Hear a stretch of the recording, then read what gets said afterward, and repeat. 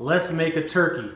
Now, if you've seen any of my other turkey videos, you probably know my favorite way to cook a turkey is hot and fast, and I mean above that 400 degree mark, somewhere around 425, 435. And the reason I like this method is when you're cooking a turkey this hot and fast, it really doesn't have time to dry out, so you always end up with a nice moist turkey. Now, in this turkey recipe, we are going to be using a brine, and a brine can be as simple as just salt and water, or salt, water, brown sugar. I mean, it can be that simple. We are going to be adding a few more ingredients, which we're going to get to in a second. We're not going to be using any injection. Sometimes I will actually brine it and inject it, or I won't brine it and inject it. But if I was going to inject it, I would be using Tony Chachere's turkey injection. This stuff is awesome. The turkey that we're going to be cooking is going to be 14 pounds, which is on the high end of where you want to be as far as this high temperature technique goes. They suggest a 14 pound or below turkey. If you have a turkey that's bigger than that, you still can use this method, but rather than cooking around 425-ish, you might want to back it down to 375 to 380.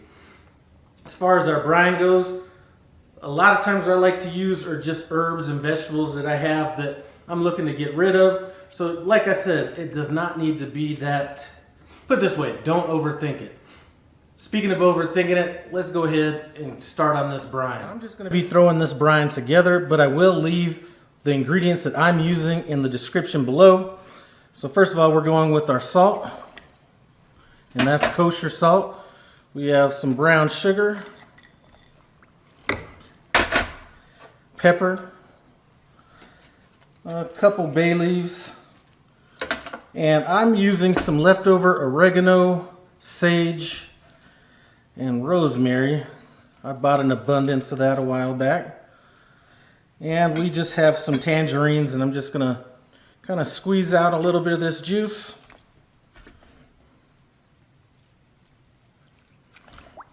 And just throw the rest of it right on in the water.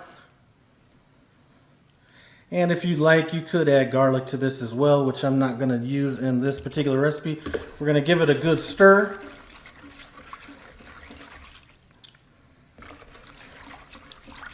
And now what I'm going to do is I'm going to get this on the stove, and I'm going to let it cook or let it simmer for about 15 minutes just to bring out all that flavor.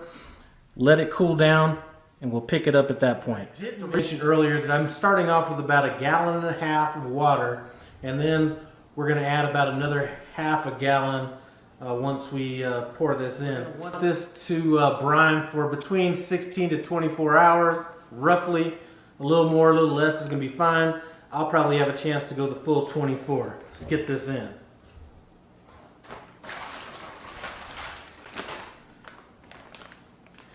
Make sure we get all these herbs and everything in here. And I'm going to go ahead and add another,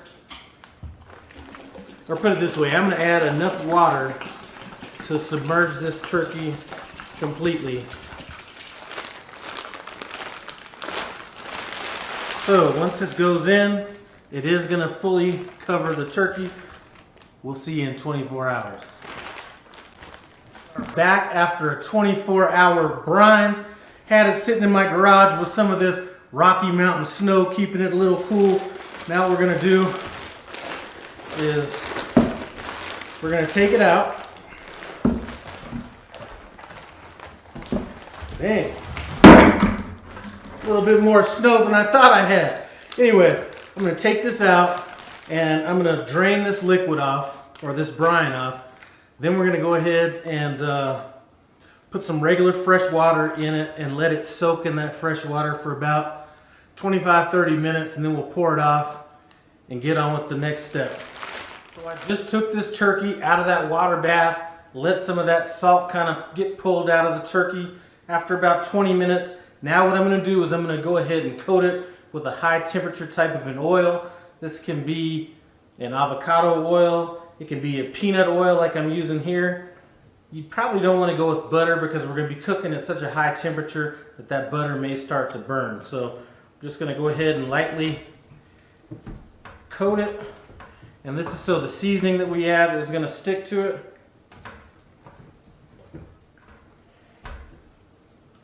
And I did go ahead and trim some of the, you know, when you brine a turkey, a lot of times that skin will start kind of pulling away from the turkey. I did go ahead and cut some of that skin off, and that's just mainly for appearance purposes, but I did leave just enough skin so when it shrinks up and it's cooking, it doesn't ride up on the turkey as much, hopefully.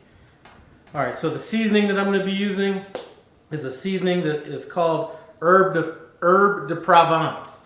I really don't like using any salt-based seasonings on this turkey because it's been in that brine for 24 hours. There's plenty of flavor that's going to be in it. So I go with a more herb kind of a blend on it. It could be Italian seasoning or anything like that.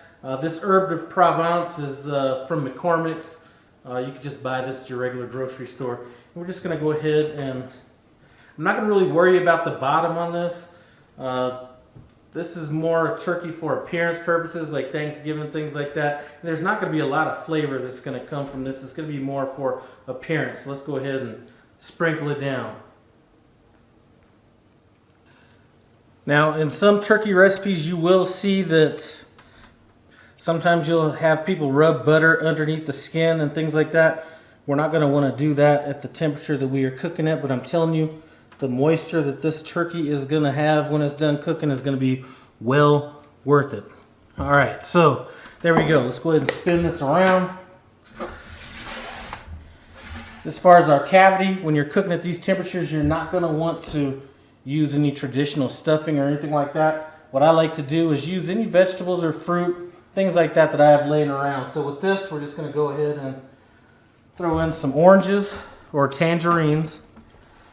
I have some apple slices, and some of this flavor is going to kind of come through. It's not going to be a really pronounced taste. And then I have some fresh herbs. This is rosemary, garlic, and oregano. We're going to go ahead and shove this in.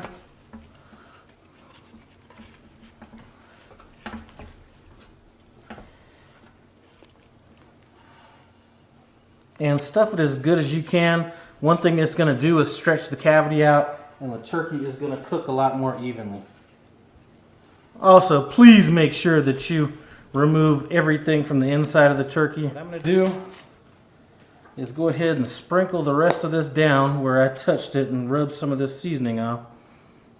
And we're going to go ahead and get our oven preheated to 425 degrees. Our oven is almost up to temperature. What I'm going to be using to monitor my turkey temperature is I have a temperature thermometer by a company called Inkbird. This will actually sync up to my phone so I can check the temperature on my phone.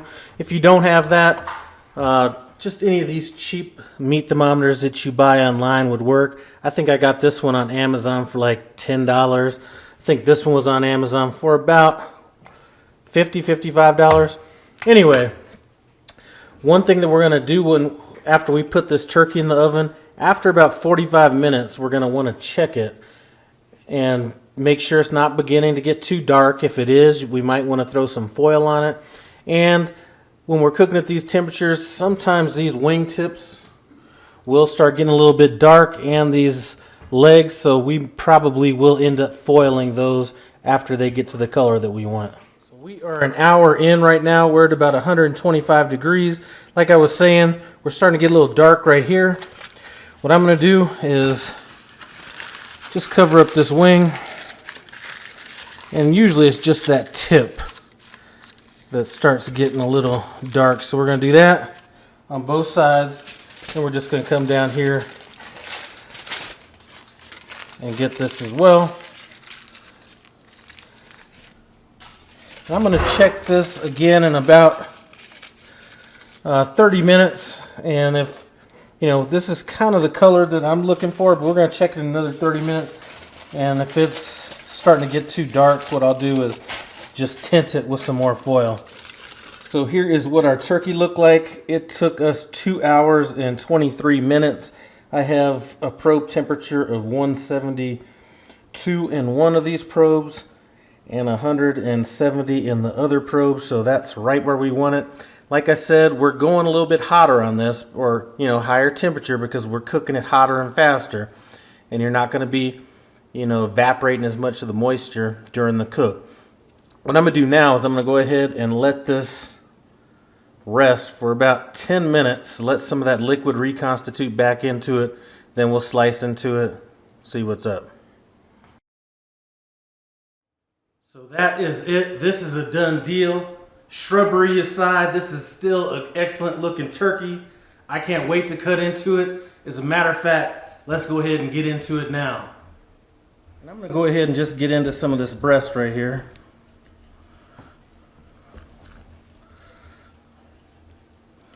I'm not sure. Ooh, this is hot. I'm not sure if the camera's picking up that moisture.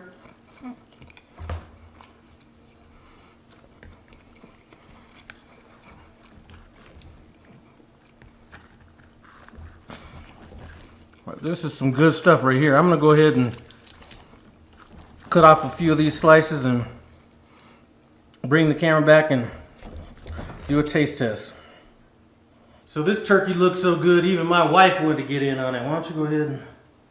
That's the breast right there. Oh, steaming. That's hot. Oh, look at that. That's juicy. And I'm telling you, you are not missing any salt on the outside of this since it had a chance to sit in that brine. I mean, that flavor is deeply penetrated at this turkey. I think I need me a sandwich. I'm telling you. Oh my gosh. It's really juicy and just like tender. I'm not a giant turkey fan. This turkey is on point right here. Yeah, it is. You know what? Happy Thanksgiving, everybody, depending on when you're watching this. I'd like to thank you guys for stopping by No Hippie Barbecue. I appreciate it. Ooh. Comment, subscribe, and I'm out.